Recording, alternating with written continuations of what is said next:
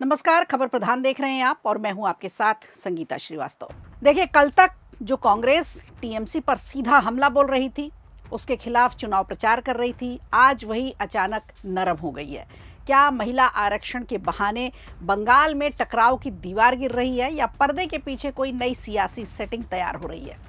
पश्चिम बंगाल की राजनीति इस वक्त ऐसे मोड़ पर खड़ी है जहां बयान बदल रहे हैं, तेवर बदल रहे हैं और सबसे अहम बात, रिश्तों के समीकरण भी बदल रहे हैं। इंडियन नेशनल कांग्रेस और ऑल इंडिया तृणमूल कांग्रेस, जो कुछ समय पहले तक एक दूसरे पर खुलकर वार कर रहे थे, अब उसी तीखेपन के साथ एक दूसरे को घेरते नहीं दिख रहे हैं, क्योंकि सवाल सीधा है।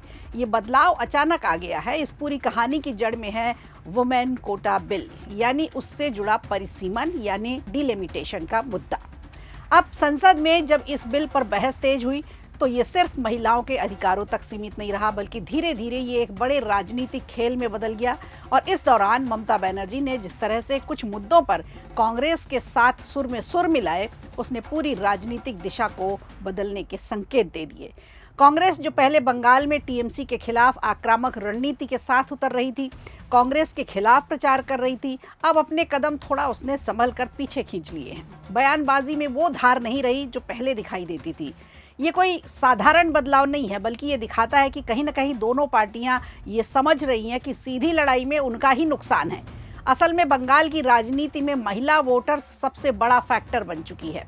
लगभग आधी आबादी महिलाओं की है और हर चुनाव में उनका रुझान सरकार बनाने या सरकार गिराने में महत्वपूर्ण भूमिका निभाता है। ऐसे में महिला आरक्षण जैसे बड़े मुद्दे पर अगर विपक्षी पार्टियां आपस में ही भिड़ती हैं तो इसका सीधा फायदा किसी तीसरे को ही होता है। और यही डर शायद दोनों को हो गया है और इसी वजह से दोनों ने अपने तेवर नरम कर लिए हैं। लेकिन कहानी इतनी सीधी भी नहीं है जो दिखाई जा रही है।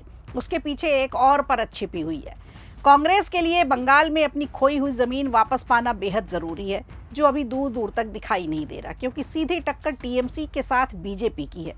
और टीएमसी की बात करें तो टीएमसी के लिए आर पार की लड़ाई है, इस बार नहीं तो फिर कभी नहीं। इसलिए ऊपर ऊपर से ये नरमी दिखा रही है, लेकिन अंदर ही अंदर दोनों अपने अपने राजनीतिक फायदे का हिसाब लगा रहे हैं। बंगाल में टीएमसी ने ऐलान किया था कि उसे चुनाव में कांग्रेस के साथ गठबंधन की जरूरत नहीं है, वो अकेले चुनाव लड़ेगी। जिसके बाद कांग्रेस ने भी अपना रास्ता बदल लिया और इंडिया ब्लॉक की परवाह किए बगैर आक्रामकता से बंगाल की चुनावी जंग में कूदने का ऐलान कर दिया। तो दोनों लोग अलग अलग अपना चुनाव प्रचार कर रहे थे। वैसे इंडिया गठबंधन में साथ है, लेकिन जब राज्य की बात आती है, विधानसभा चुनाव की बात आती है, तो सारी पार्टियां लगभग अलग अलग हो जाती हैं। मालदा, मुर्शिदाबाद, उत्तर दिनाजपुर, रायगंज में 14 अप्रैल को राहुल गांधी की रैलियां हुई थी, जहां राहुल गांधी ने बीजेपी के साथ साथ ममता बनर्जी पर भी जमकर निशाना साधा था।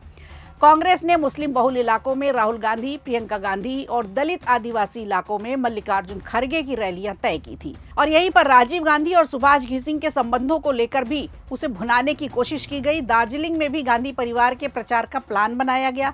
इसके साथ बंगाल की बदहाली की बात की गई, जिसमें टीएमसी को निशाना साधा गया। बीजेपी को बराबर का जिम्मेदार ठहराने की रणनीति भी बनाई गई। पार्टी ने तय किया कि वो अपना चुनाव प्रचार, उम्मीदवार चयन और रणनीति इस हिसाब से बनाएगी कि उसकी सीटें बढ़े, क्योंकि कांग्रेस के पास बंगाल में खोने के लिए कुछ नहीं है, क्योंकि उनके पास कुछ है भी नहीं। तो भले ही उसका नुकसान इंडिया ब्लॉक की दिल्ली में सहयोगी टीएमसी का हुआ हो, क्योंकि आपको याद होगा कि जब दिल्ली में चुनाव हुए थे तो टीएमसी ने साथ नहीं दिया था कांग्रेस का। ये खुन्नस भी यहाँ पर निकाली जा रही थी। लेकिन महिला आरक्षण बिल और परिसीमन का मुद्दा ऐसा आया कि राहुल गांधी के टोकने पर भी टीएमसी ने 5 के बजाय अपने 21 सांसद भेज दिए और संविधान संशोधन के विरोध में वोट कराया। तो दोनों के रिश्तों में जो बर्फ जमी थी वो अब धीरे धीरे पिघलने लगी है।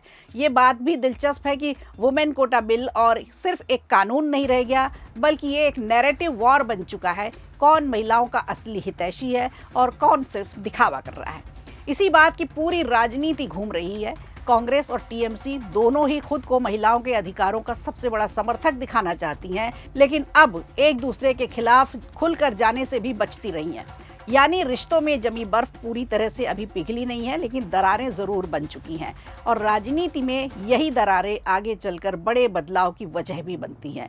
आज जो नरमी दिख रही है वो कल किसी बड़े गठबंधन में बदल सकती है या फिर अचानक फिर कोई टकराव देखने को मिल सकता है। तो सबसे बड़ा ट्विस्ट यही होगा कि ये पूरी लड़ाई अब विचारधारा की नहीं, रणनीति की हो गई है। सियासी गणित बैठाया जा रहा है। कौन कब किसके साथ खड़ा होगा ये कोई तय नहीं कर सकता। मौका ऐसा होता है, जब मौका होता है तब लोग साथ आ जाते हैं और मौका होता है तो लोग दूर भी चले जाते हैं। तो आखिर में सवाल वही कि कांग्रेस और टीएमसी के बीच ये नरमी किसी बड़े सियासी गठजोड़ की शुरुआत है या फिर सिर्फ चुनाव तक चलने वाली एक अस्थायी शांति है, जिसके बाद फिर वही पुरानी जंग देखने को मिलेगी। महिला आरक्षण और परिसीमन के मुद्दे पर बंगाल चुनाव में कांग्रेस टीएमसी संबंधों को नया मोड़ मिला है और रिश्तों में जमी बर्फ अब पिघलने लगी है। अगर ममता बनर्जी को आगे चल के कुछ सीटें कम लगती हैं तो हो सकता है कांग्रेस अपनी कुछ सीटें देकर सरकार बनाने में मदद कर दे। वीडियो अच्छा लगा हो तो लाइक कीजिए, शेयर कीजिए और कमेंट बॉक्स में हमें ज़रूर बताइए।